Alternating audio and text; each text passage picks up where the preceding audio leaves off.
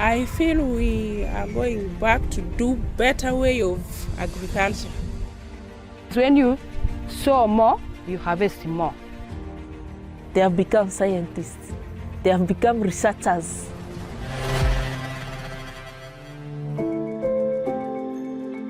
My name is Charles Opio. I coordinate Sowing Diversity Harvesting Security project. So our idea here is to have a program that addresses the seed security issues in the communities, so that they can sustainably access, use, and exchange genetic materials to enhance food and nutrition security amidst climate change challenges. It addresses seed challenge using farmer field school approach. That is a school without wall, where farmers with common interest come together and identify their challenges and find a solution as a group. The project has 4 pillars.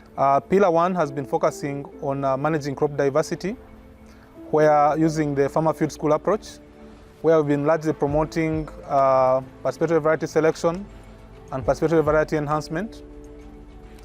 And I've also been working very closely with research institutions offering technical capacity to these farmer field schools in these different approaches. For Pillar 1, which is majorly responsible for managing crop diversity, or call it participatory plant breeding, we have up to 73 farmer field schools.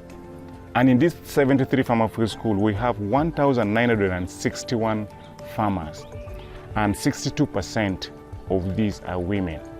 And if you look at the composition of the youth, you find that the youth are 27%, which is a good thing for us. And then if you go to Pillar 3, we have 41 farmer field schools. And in this 41 farmer field schools, we have 849 members. And still the representation of women is high at 53%, and the youth at 39%. And then when you come to Pillar 2, Pillar 2 is coming as a result of people learning in Pillar 1. So we so far have seen that 13 of these groups are doing seed production and marketing. And in these 13 groups, we have 36% of youth, and then 56% are women. So in total, for those who are doing local seed production and marketing, let me say local seed entrepreneurship, we have 327 members. The group started from smaller groups, that is PVS, where they selected the variety they wanted to multiply. So we go ahead with the farmer field schools to identify different varieties of a particular crop in their community. For example, groundnuts. So you have several varieties of groundnuts, then they plant, and then they start measuring them against particular objectives which they have selected. For example, drought tolerance, high yield, short maturity, pest and disease resistance. So those different varieties will be evaluated against those objectives by the farmer field school members. After selecting the best seed, what next? That is the question farmers are asking. What next? So we continue testing it in those small plots? No. We want to move to seed multiplication. So we moved from smaller plots to the multiplication gardens now. In Adamasco, since this is the beginning of the season, we have planted 3 gardens. And the varieties we selected were Serenat 11 and Serenat 14 red. Now, Pillar 2 is actually looking at local seed production and marketing.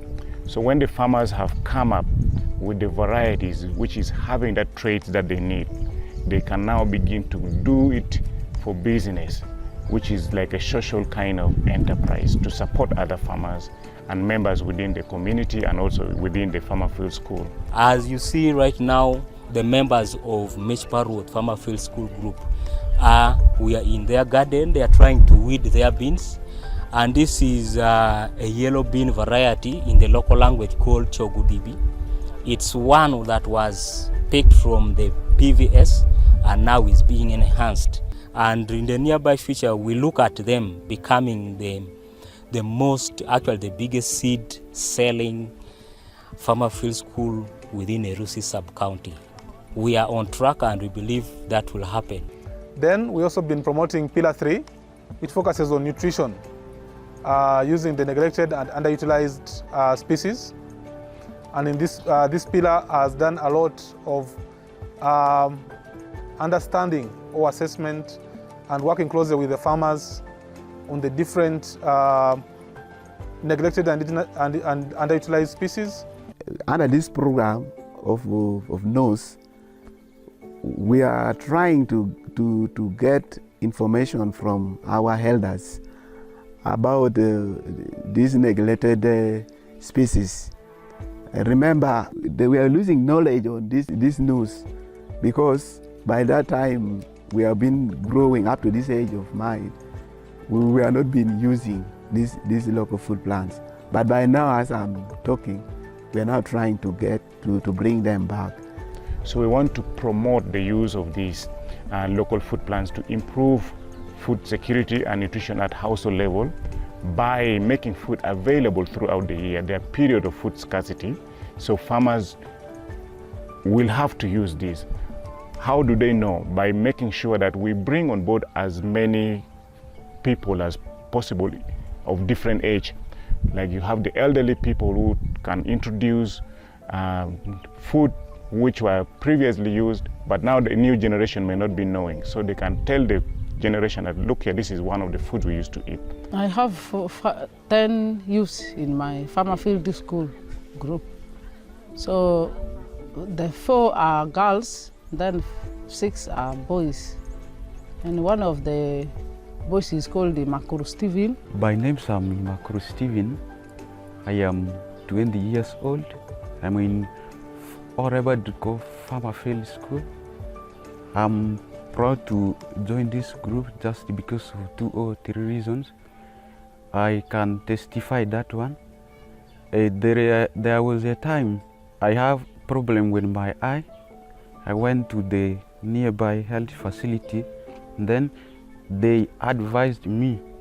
They told me that I personally is lacking vitamins in my body, and then I asked them that where can I obtain these vitamins. Then they say that it is got through eating those greens, because now those days I don't like greens, never. I don't like. Then subtly I heard that Asafu is dealing with those kinds of local food plants. Then I say, thanks God that I've got that information. Then I took a decision to come and join. Nowadays my diet become diverse. At least in a week I'm eating for 3 to 4 times. To further enhance food and seed security in the community, we are also working around community seed banks. And the way it works is farmers, after working in their farmer field schools and identifying the variety that works for them, we get the variety, multiply it, and store them in the community seed banks. What the community seed banks are doing, they're also collecting and identifying different varieties in the communities and be able to multiply them and also store them in the community seed bank.